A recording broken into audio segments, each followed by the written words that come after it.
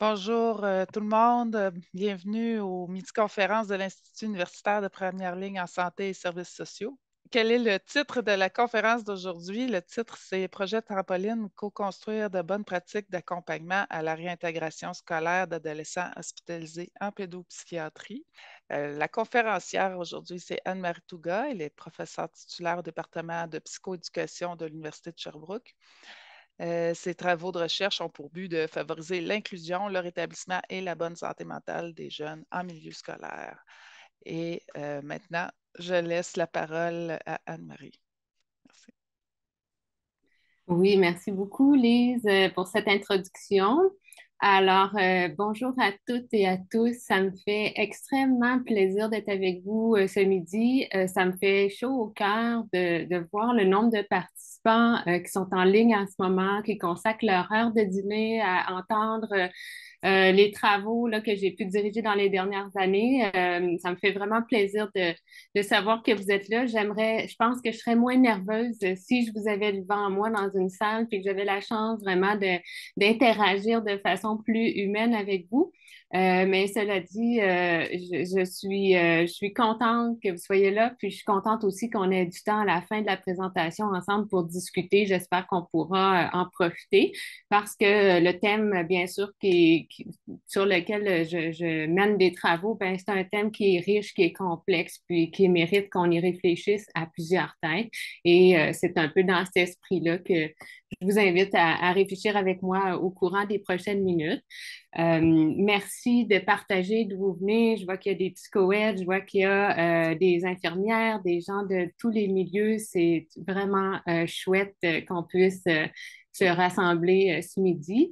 Je vous partage mon écran. J'ai une présentation, bien sûr, là, que j'ai préparée pour animer le tout de façon conviviale autant que possible. Donc, tout à l'heure, c'est comme ça que je partageais mon écran, puis ça se passait bien. Donc, s'il y a quelque chose, peut-être m'aviser, Lise, sinon, je poursuivrai sur ma lancée. Tout est beau. Alors, cette conférence-là s'intitule Co-construire de bonnes pratiques d'accompagnement à la réintégration scolaire d'ados hospitalisés en pédopsychiatrie. J'appelle ces travaux-là sous le grand chapeau d'un projet trampoline qui a pour but d'illustrer la question de rebondir à la suite d'un épisode difficile, mais aussi qui illustre le filet de sécurité qui, en principe, devrait entourer un trampoline. Si vous avez des enfants à la maison, on y pense souvent à ce filet-là. Alors, j'appelle le projet Trampoline pour décrire, si on veut, les différents travaux que j'ai menés au cours des dernières années. Il ne s'agit pas d'un seul projet, mais il s'agit en fait plus d'une programmation de recherche dans laquelle j'ai dirigé un certain nombre d'activités qui ont pour objectif de soutenir la réintégration scolaire. Donc, je suis seule aujourd'hui pour vous partager ce projet-là, mais il reste que je ne suis pas seule du tout à le mener. J'ai la chance de compter sur la collaboration de plusieurs co-chercheuses ici à l'Université de Sherbrooke dans différents domaines disciplinaires, que ce soit ma collègue Isabelle Thibault en psychoéducation, ma collègue Julie Laine en adaptation scolaire, Julie Noël du côté de travail social et Jessica Rassi du côté des sciences infirmières. Alors, c'est vraiment un plaisir pour moi de mener ces travaux-là avec ces co-chercheuses-là qui m'alimentent beaucoup avec leur vision respective de l'intervention.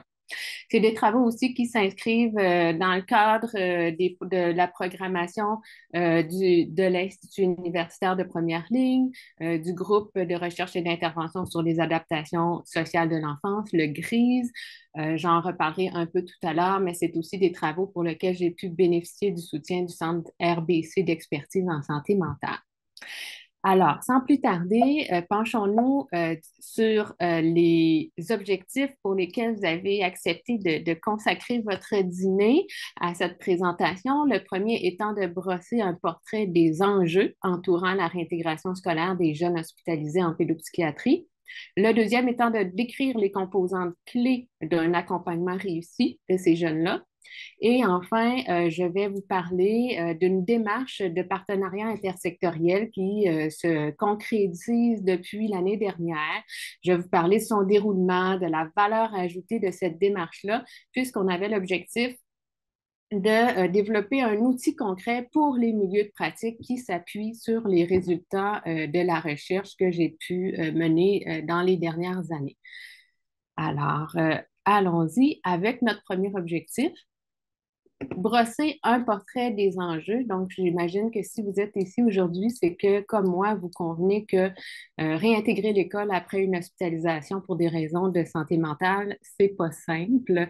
Alors, c'est pas simple parce que nos adolescents hospitalisés présentent bien sûr des problèmes très sévères et très complexes. On va penser à des jeunes qui font tentatives de suicide, présentent des troubles anxieux, dépression, troubles de comportement alimentaire. Bien sûr, ce ne sont pas tous les adolescents qui ont un problème de santé mentale qui vont devoir, qui vont nécessiter une hospitalisation. On parle d'environ 15% là, de cette population-là dont le fonctionnement est suffisamment là, perturbé pour nécessiter d'être pris en charge par des services spécialisés.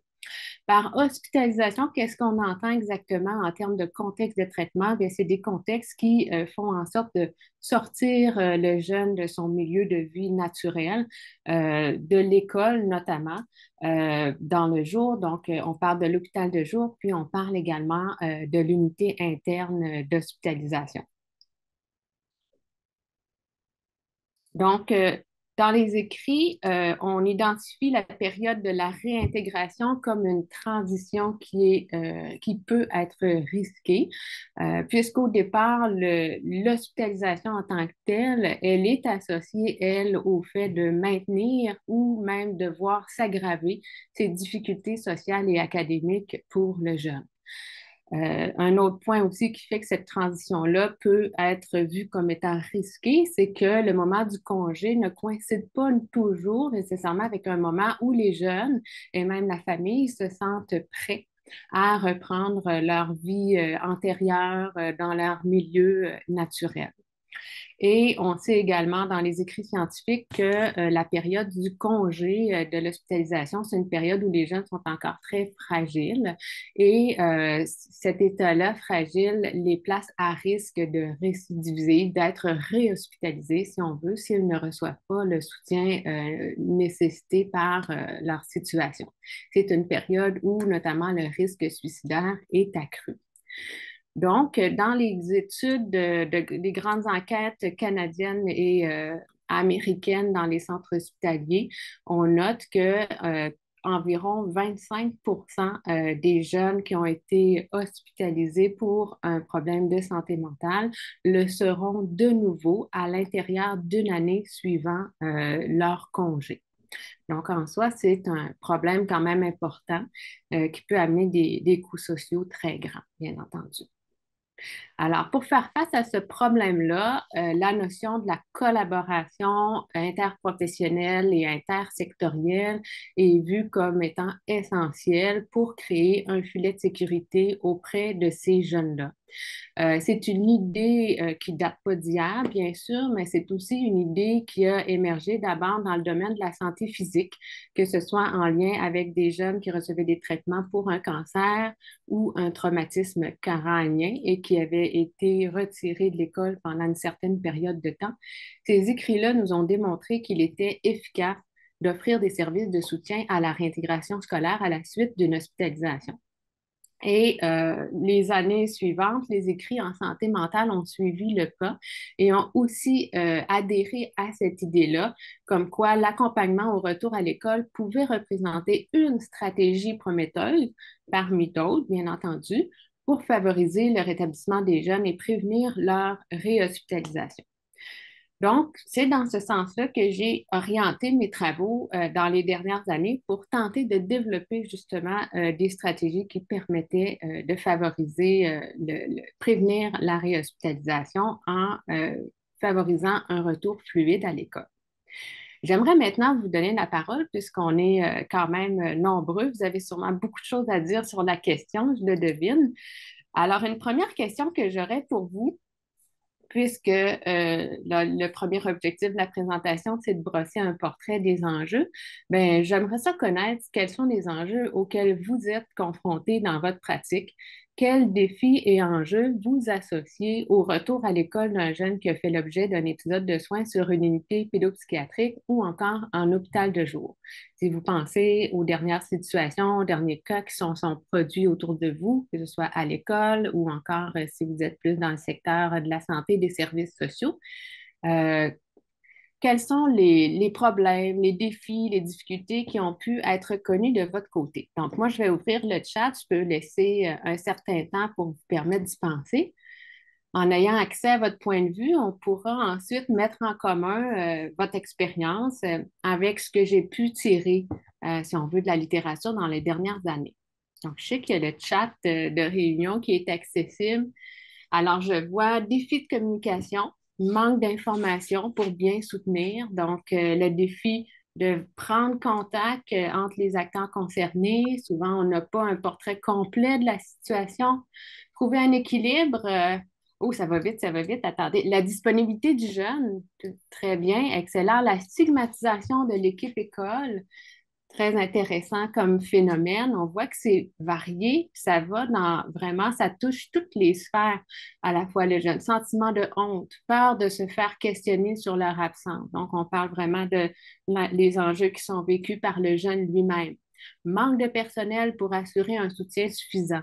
Un enjeu qui est vécu par le milieu maintenant. Euh, Manque de balises pour l'allègement académique, intégration scolaire de jeunes TSA avec des enjeux, manque de soutien aux parents qui, eux aussi, peuvent vivre des défis importants face à cette situation-là dans laquelle ils ne savent peut-être pas où s'insérer dans la démarche. Alors, vraiment, vous avez beaucoup de commentaires, autorisation de communiquer les renseignements. C'est un défi qui peut être entrevu également. Super. Puis je vois qu'il y a aussi des pouces en l'air. Alors, ce que vous proposez comme défi, ça semble résonner également entre vous. Puis je vous dirais que ça résonne beaucoup à la lumière des travaux que j'ai pu mener dans les dernières années. Le silo des services, comment faire comprendre à l'école que la pression augmente. Moi, là, Est-ce que ça va? J'entendais des voix. Est-ce que je sais peut-être les micros qui étaient ouverts, c'est bon? Parfait. Je vous remercie. C'est vraiment très riche comme échange. Je suis certaine que chacun, chacune, vous pouvez prendre la liste puis reconnaître ce que vous avez vécu là, à plusieurs. On crée quelque chose de très riche. Alors, je vous amène vers une illustration qu'on a créée à la suite d'un travail de recension qui portait justement sur cette question-là. Puis, vous allez voir comment est-ce que vos idées devraient, en principe, s'y retrouver. Je le souhaite. Donc, je vous présente un schéma qu'on a publié dans un article scientifique. C'est un travail de recension que j'ai dirigé avec notamment la professeure Jessica Rassi en sciences infirmières. Et bon, ça date quand même un petit peu. On l'a publié en 2019, donc ça veut dire que les études qu'on a recensées dans ce travail-là datent de 5 ans et plus. Alors, il y a sûrement des choses qui ont bien évolué là, depuis le temps. C'est une littérature qui avance très, très, très vite. Alors, ce qui est intéressant dans ce schéma-là, vous reconnaissez le modèle écologique, vous pouvez certainement reconnaître des problèmes ou en tout cas des besoins que vous avez nommés dans le chat qui se situent à différents niveaux. J'ai vu un commentaire qui parlait notamment de la pression que le jeune peut ressentir, du fait qu'il ne se sent pas nécessairement prêt, qu'il peut avoir des problèmes multiples. Donc là, on est vraiment au niveau de l'ontosystème. Mais pour bien comprendre l'ensemble des enjeux et des défis, il faut regarder chaque couche de notre fameux modèle écologique, s'intéresser à ce que la famille peut vivre ou à ce que l'école peut aussi avoir en termes de ressources ou comme manque de ressources. On a parlé tout à l'heure de manque de connaissances, donc on connaît aussi le manque de formation qu'il peut y avoir en matière de santé mentale. Puis ensuite, toute l'interaction entre ces différents systèmes-là. Donc, la communication qui est difficile, la difficulté à bien comprendre le rôle de chacun, à intervenir dans une séquence, dans une logique qui a du sens pour tous les partenaires. Ça peut faire partie des enjeux au niveau du mésosystème. Et si on va même un petit peu plus largement, on a nommé dans le chat tout à l'heure la stigmatisation qui vient teinter toute cette dynamique-là, puis toutes les attitudes et les comportements qu'on peut adopter parfois face à des enjeux de santé mentale. Bref, on voit que c'est très, très riche, très englobant et très complexe comme phénomène. Donc, ça nous donne un certain portrait des enjeux. Ça m'amène à passer au deuxième objectif qui est de décrire avec vous les composantes d'un accompagnement réussi. Alors, vous avez été actif dans le chat tout à l'heure. Je vais réutiliser la même stratégie pour vous poser cette fois-ci une question tournée vers les solutions. On a parlé des problèmes, ben là, allons-y avec les choses qui peuvent nous aider à ce que ça se passe mieux. J'aimerais vous entendre sur, dans les expériences que vous avez pu avoir antérieurement. Qu'est-ce qui fait ou qu'est-ce qui a fait la différence lors d'un accompagnement que vous jugez réussi au retour à l'école d'un jeune ayant fait l'objet d'un épisode de soins sur une unité ou en hôpital de jour? Donc, il y a peut-être des choses que vous avez testées, que vous avez essayées, qui se sont révélées plus intéressantes. Donc, rencontre de réintégration avec les parents et l'hôpital en virtuel. Ça, c'est le fun, hein? On a quand même des nouvelles modalités qui rendent ça plus facile. Rencontre interdisciplinaire, contact entre l'équipe pédo et l'école avant la fin de l'hospitalisation. Très intéressant de situer les choses dans le temps. Le PSI, qui peut être un moyen intéressant également dans certaines situations. Le respect du champ de compétences des différents partenaires, donc savoir, avoir une bonne connaissance de ce que l'autre, le mandat de l'autre et faire confiance aussi dans la démarche à ce que chacun puisse se partager, se donner le relais. La concertation, la collaboration, la relation significative. J'ai vu quelque chose en lien avec les parents, ça m'intéresse, attendez un petit peu. Rencontre de retour avec les parents, l'élève et les intervenants impliqués afin de mettre en place un plan de réintégration, accueil personnalisé le matin. Donc, lorsque le jeune revient sur les lieux de l'école, qui est quelqu'un pour l'accueillir, quelqu'un pour rappeler qu'il y a un plan qui est là pour lui et qu'on va faire ce suivi-là avec lui. Mais ça a beaucoup, beaucoup, beaucoup de sens. Ça résonne énormément ce que vous dites, puis ça me fait voir à quel point votre expérience, elle est riche également. Vous avez mis en place des solutions intéressantes.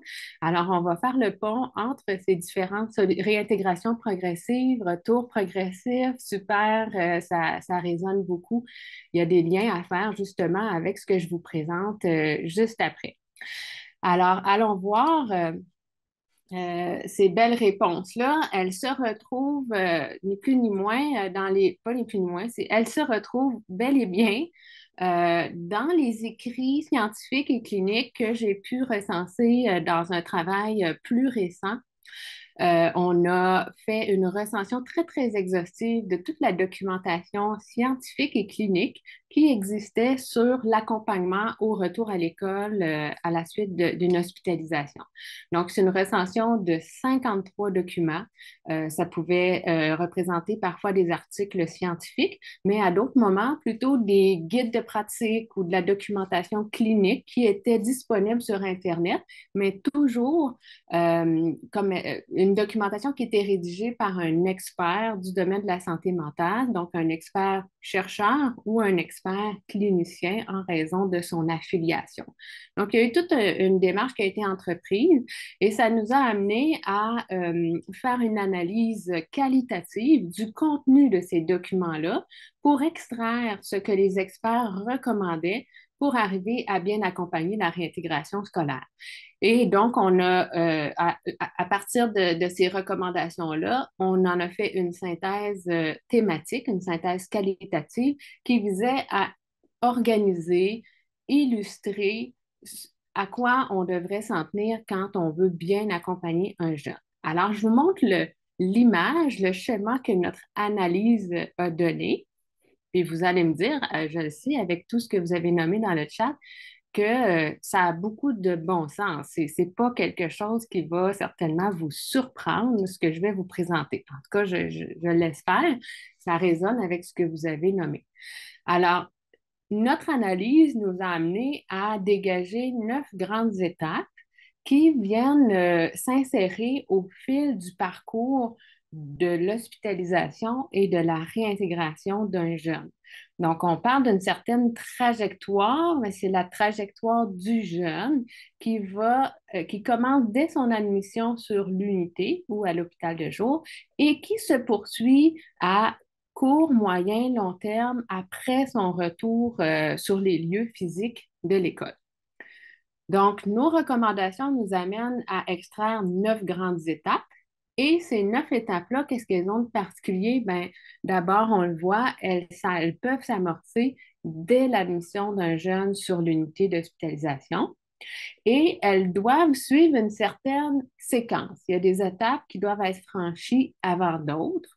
Toutefois, on voit que les bandes s'étirent à certains moments, et donc elles peuvent se chevaucher. Si je prends l'exemple de l'étape 2 et l'étape 3, l'étape 2 étant d'évaluer les besoins et l'étape 3 étant d'offrir du soutien, bien sûr, on doit évaluer avant d'offrir du soutien. Toutefois, au fur et à mesure qu'on offre le soutien, bien, il y a une évaluation qui se poursuit. Donc, c'est pour cette raison-là que les bandes se chevauchent. C'est vraiment des activités qui peuvent s'inter-influencer au fil du temps. Donc, ça, c'est les 9 grandes étapes. Je vais pouvoir les couvrir un petit peu plus en détail tout à l'heure quand je vais vous parler du guide de pratique qu'on a élaboré sur la base de ce travail-là. Mais nos recommandations, notre ascension, pardon, nous a aussi permis, au-delà des 9 étapes à suivre pour assurer la réintégration, ça nous a permis d'extraire des recommandations qu'on pourrait qualifier de transversales parce qu'elles n'étaient pas nécessairement spécifiques à une étape en particulier, mais plutôt elles devaient se refléter dans l'ensemble de l'accompagnement qui est offert. Alors, ces recommandations-là sont d'adopter une approche individualisée, de développer des outils qui nous permettent de bien collaborer, interprofessionnel et intersectoriel, de voir la réintégration comme un processus, donc pas juste un moment X clé fixé dans le temps au moment du congé, mais plutôt un processus qui peut s'amorcer dès l'admission et qui peut se poursuivre dans le temps après le retour en classe. Impliquer le jeune et les parents dans l'ensemble du processus à toutes les étapes, puis assurer un environnement scolaire bienveillant pour faciliter cette réintégration-là et les suivantes, s'il y a lieu. Donc, ça, c'est le travail de recension, si on veut, plus scientifique qui a été mené. Et notre intérêt, bien sûr, derrière ce travail-là, ben, c'est de tendre tranquillement vers des outils plus cliniques, plus pratiques qui pouvaient être mis à la disposition des milieux. Donc, sur la base des résultats et sur la base d'un certain exercice de consultation qu'on a mené auprès de différents partenaires en Estrie, on a élaboré un guide de pratique qui reprend les 9 grandes étapes tirées de la recension avec un petit peu plus de détails, bien sûr, que dans un article scientifique pour donner quelques enlignements, quelques balises pour aider les milieux à tendre vers les bonnes pratiques d'accompagnement au retour à l'école. Alors, ce guide-là, il s'adresse, on pourrait dire, à beaucoup de monde, pas à tout le monde, mais à beaucoup, beaucoup de monde, puisqu'il y a plusieurs acteurs qui sont concernés par le guide, que ce soit les membres de la famille, de l'équipe scolaire, de l'équipe médicale ou les partenaires de soins qui souvent peuvent être présents avant, pendant ou encore se greffer à la suite d'une hospitalisation. Toutes ces personnes-là peuvent trouver intéressant de consulter le guide, peuvent avoir des recommandations qui les concernent. Et le guide est structuré, reprend les 9 grandes étapes tirées des travaux et structuré en fonction de la trajectoire du jeune.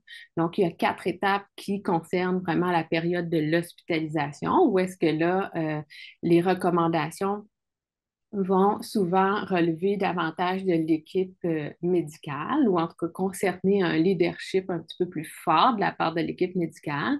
Par la suite, deux étapes qui concernent plutôt la période du congé, deux étapes qui concernent la période de réintégration physique dans les lieux de l'école et enfin une étape qui concerne le suivi. Donc, ce que je prévoyais faire aujourd'hui pour vous situer en rapport au guide, c'est de nommer quand même brièvement là, ces grandes étapes-là. Et par la suite, ben, ça serait facile d'en discuter ensemble si vous vouliez avoir plus de détails. Alors, si je les nomme, ça donnerait ceci. Nos quatre grandes étapes autour de la période de l'hospitalisation du jeune consistent à anticiper la démarche en obtenant les consentements nécessaires, à amorcer cette démarche-là auprès des partenaires clés qui peuvent être identifiés avec l'aide de la famille notamment, à évaluer les besoins du jeune sur le plan scolaire et psychosocial, puisque les partenaires peuvent apporter beaucoup d'informations à l'équipe médicale pour être en mesure de faire un portrait complet de ces besoins-là. Et dans les besoins, il y a aussi des questions plus qualitatives autour des attentes, des inquiétudes, des préoccupations que les jeunes et leurs familles peuvent vivre en rapport à l'hospitalisation et le retour à l'école. Et sur la base de ces besoins-là, donc en milieu hospitalier, on peut offrir un soutien sur le plan académique, mais aussi un soutien sur le plan psychosocial social pour identifier les stresseurs présents en rapport au retour à l'école, puis outiller le jeune et sa famille pour faire face à ces stressants-là. Donc, première grande étape. Comme je vous disais tout à l'heure, c'est du gros bon sens. Des fois, je suis les partenaires que je rencontre de temps à autre, quand ils prennent connaissance du contenu du guide, ils disent, ben, c'est du gros bon sens. Il me semble que c'est évident que c'est ça qu'il faut faire. Ben, tant mieux, c'est ce qui est ressorti des écrits. Alors, si c'est évident, ben, ça nous donne déjà une prise de plus pour le mettre en œuvre. Autour du congé, deux grandes étapes avant d'élaborer un plan ou quoi que ce soit, ben, vérifier si tous les partenaires se sentent prêts, autant la famille que le milieu scolaire, puisque dans le milieu scolaire, les réactions peuvent être partagées face à l'événement qui a précipité l'hospitalisation et s'assurer que les gens sont prêts à vivre cette réintégration-là, prêts à être outillés pour bien la vivre. Élaborer un plan de réintégration, ça fait partie des réponses que vous avez données dans le chat, donc c'est vraiment incontournable. Euh, Au besoin, prévoir une rencontre entre les partenaires auparavant pour vérifier la disponibilité des ressources dans le milieu scolaire en vue de donner suite aux recommandations qui peuvent avoir été formulées avec l'équipe médicale et déterminer ensemble, incluant le parent, les modalités d'accueil, les conditions de retour, les moyens, rôle, responsabilité et qui va faire le suivi de ce plan-là. Autour de la réintégration, donc juste avant que le jeune revienne en présence, il y a toute la question d'outiller les acteurs scolaires qui est primordiale, donc s'assurer que les personnes qui doivent avoir certaines informations y ont bel et bien accès, mettre à disposition du jeune et du personnel scolaire les ressources nécessaires pour faciliter le retour. Et au moment, la journée du retour, être en mesure d'accueillir et d'accompagner le jeune en nommant principalement là, une personne ressource qui va être physiquement présente pour lui, qui va s'assurer de faire des suivis de sa situation de façon périodique, une personne ressource que le jeune peut d'ailleurs lui-même avoir nommée en fonction de ses affinités à l'intérieur du milieu scolaire. Puis, neuvième et dernière étape, c'est la suite des choses. Donc, on a en principe un plan de réintégration scolaire qui aurait été convenu, qui aurait été mis en place. Bien, il faut s'assurer d'en faire le suivi et s'assurer, une fois que le congé est donné, d'effectuer le relais de ce plan-là vers les nouveaux partenaires qui vont souvent relever soit de la clinique externe, de la première ligne de soins, de la DPJ notamment. Donc, c'est ni plus ni moins les 9 étapes qui sont présentées dans notre guide, mais comme je vous disais tout à l'heure, le guide, ben, ça se veut vraiment un outil qui donne des balises pour inciter les milieux à tendre vers les bonnes pratiques qu'on a pu recenser dans les écrits. Donc, c'est un outil intéressant, mais dans une certaine mesure qui est peut-être pas si concret ou si pratico-pratique sur le terrain. Et donc, c'est en poursuivant, si on veut, les travaux que j'ai pu, grâce au soutien du Centre RBC, je suis entrée en contact avec des partenaires de la Montérégie qui se sont montrés intéressés, motivés à adapter le contenu du guide de pratique sous la forme d'un outil concret qui pourrait être utilisé par les partenaires, les professionnels sur le terrain. Donc, depuis l'an dernier, à l'automne 2022, on a entrepris ce qu'on pourrait appeler une démarche de partenariat intersectoriel, c'est-à-dire qui impliquait plusieurs partenaires au sein du territoire de la Montérégie pour développer justement un outil concret sur la base des travaux du guide. Alors, je poursuis simplement pour vous rappeler un peu dans quelle séquence les choses se sont produites. Je vous disais tout à l'heure que le projet Trampoline, c'est pas juste un projet, c'est dans le fond plusieurs activités qui se sont greffées sous ce grand parapluie-là, si on veut.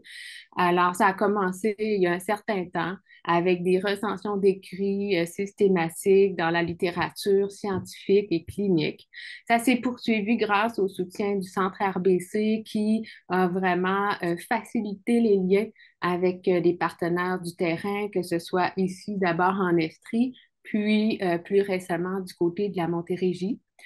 Ça nous a donc permis de consulter plusieurs personnes, que ce soit des gestionnaires, des professionnels, des différents réseaux qui sont concernés par cette problématique-là, en vue d'élaborer d'abord le guide de pratique sur la base des travaux de recension, puis plus récemment, ce qu'on appelle avec les partenaires de la Montérégie, un protocole d'accompagnement. Donc, un outil très, très précis, très concret qui s'appuie sur les recommandations du guide pour vraiment retomber dans les pratiques cliniques des différents milieux. Donc, je vous parlais d'un partenariat intersectoriel en Montérégie parce qu'il regroupe, dans le fond, 4 organisations partenaires qui ont l'habitude de collaborer autour de situations de jeunes qui sont hospitalisés sur l'unité notamment des adolescents de l'hôpital Charles Lemoine et aussi en hôpital de jour. Donc, ce sont les 4 partenaires que vous voyez à l'écran. Et très concrètement, qu'est-ce qu'on a fait au juste comme travail? On arrive là avant de terminer.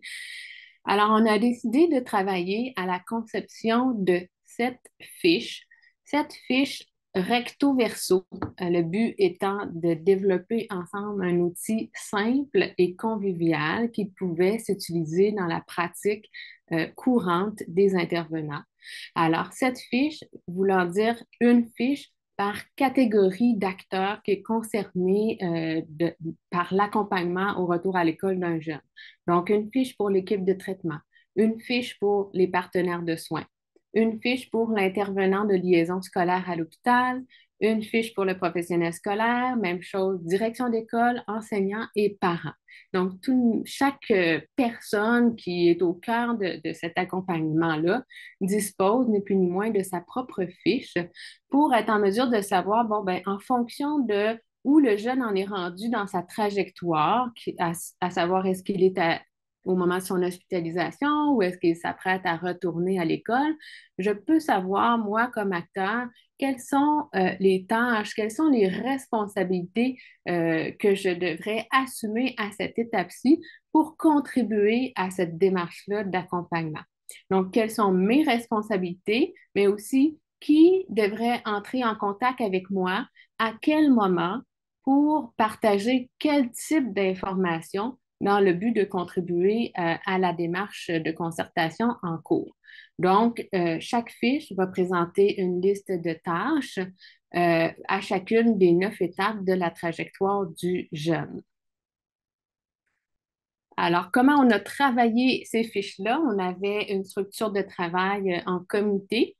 On a tenté autant que possible de rejoindre toutes les catégories là, de personnes qui pouvaient être concernées par les fiches. Le travail s'est fait, bien sûr, avec parfois plus d'intensité ou moins d'intensité auprès de certains comités. Les deux comités, je dirais, qui ont été les plus là, impliqués là, dans la démarche, ce sont les comités qu'on appelait, bon, comme notre comité scolaire, le premier, puis le deuxième étant notre comité qu'on appelait pédopsie, qui était formé de professionnels à la fois là, de l'unité, de l'hôpital de jour, intervenants de liaison scolaire en milieu hospitalier et clinique externe. Donc, on rencontrait ces gens-là selon une séquence de travail qui avait été établie au préalable, donc à l'automne 2022. J'ai pu animer des rencontres de groupe avec chacun de ces deux comités-là selon la séquence suivante, c'est-à-dire que sur la base du guide de pratique qui a été développé au sein de mon équipe, on faisait une première proposition au comité qui devait lire les fiches qui étaient proposées par l'équipe de recherche, réagir aux propositions, à savoir, ben, est-ce que ce qui est écrit dans ces fiches-là, c'est pertinent? Est-ce que c'est clair? Est-ce que ça nous semble réaliste de mettre ces recommandations-là en place sur le terrain? Et puis, à la semaine 3, on revenait en discussion pendant une période de 2 heures pour prendre le pouls des professionnels et ajuster le contenu des fiches en fonction des adaptations qui ont été proposées par les gens autour de l'écran, parce que ça se faisait à distance. Donc ça a été notre méthode de travail pour transposer les recommandations du guide sous la forme d'un outil concret qui prenait la forme de fiches recto verso. Et je termine en vous laissant quelques mots sur ce que les partenaires ont dit avoir retiré de cette démarche-là. Donc, les 2 prochaines diapos, c'est des diapos qui ont été fournis par une des partenaires en disant, ben, c'était intéressant pour nous de participer à cette démarche-là de transposition des recommandations de la recherche en outils pratiques, parce que d'une part, cette démarche-là nous a aidé à nous organiser, à nous structurer. On avait vraiment une séquence à suivre dans le temps.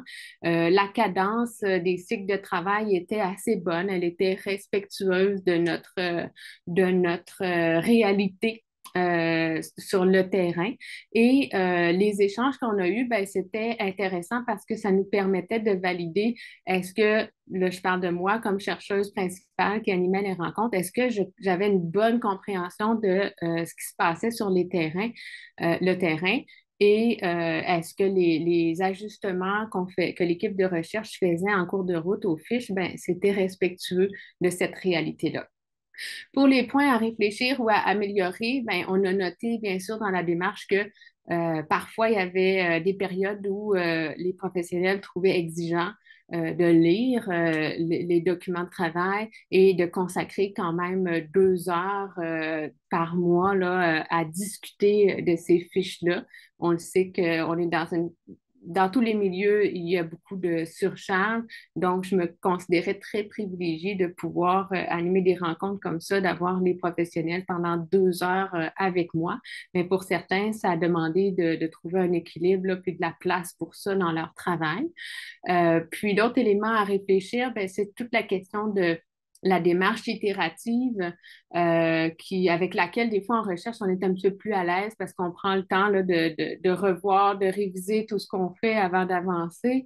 Mais pour les professionnels sur le terrain, ben, c'était parfois difficile de concevoir qu'il fallait revenir sur le travail fait auparavant pour pouvoir mieux avancer par la suite.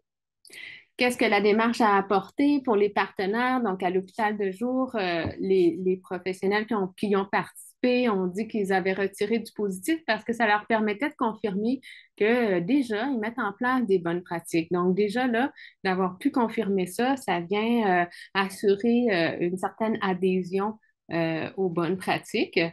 Sur le plan de l'unité, ça a permis de montrer l'importance d'amorcer des communications avec l'école dès le début de l'hospitalisation.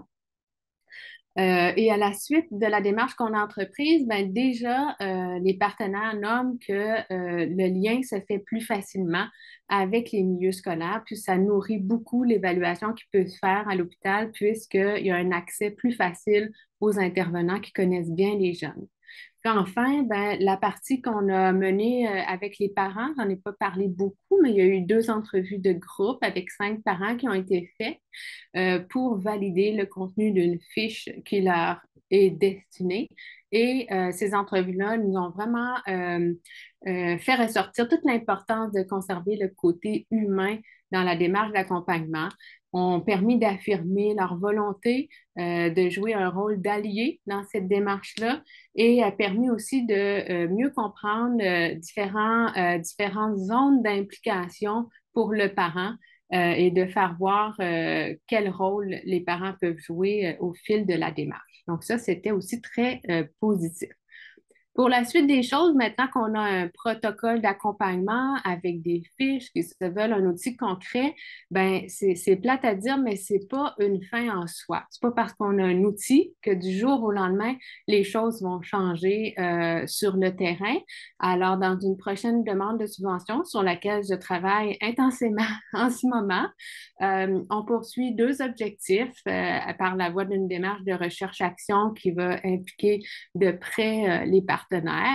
Alors, le premier objectif serait de soutenir l'implantation du protocole en réfléchissant à des stratégies pour aider les acteurs concernés à bien s'approprier les fiches. Puis, un autre objectif serait d'assurer la pérennité. Donc, c'est-à-dire qu'on veut que les fiches, elles s'implantent, oui, mais qu'elles s'implantent aussi dans le temps, dans la durée. Alors, pour les suites, ben, on peut réfléchir à des stratégies de suivi et d'évaluation qui pourraient aider à apprécier dans quelle mesure les bonnes pratiques sont déployées sur le terrain pour accompagner la réintégration. Je termine en vous laissant, en vous remerciant de votre attention d'abord. Je vous laisse mon adresse courriel, l'adresse du projet Trampoline si vous avez des questions, si vous aimeriez discuter avec moi de ce projet-là. Il existe différentes références scientifiques en appui aux travaux dont je viens de vous parler. Puis, il existe aussi des ressources supplémentaires, peut-être un peu plus conviviales ou agréables à consulter parce que sous des formes variées, donc un balado qu'on a enregistré en 2021, un article de vulgarisation d'une part qui était destiné au réseau scolaire et d'autre part qui était destiné davantage aux organismes qui soutiennent les parents. Alors, ça peut être des ressources que vous trouvez intéressantes parce qu'un petit peu plus conviviales à consulter.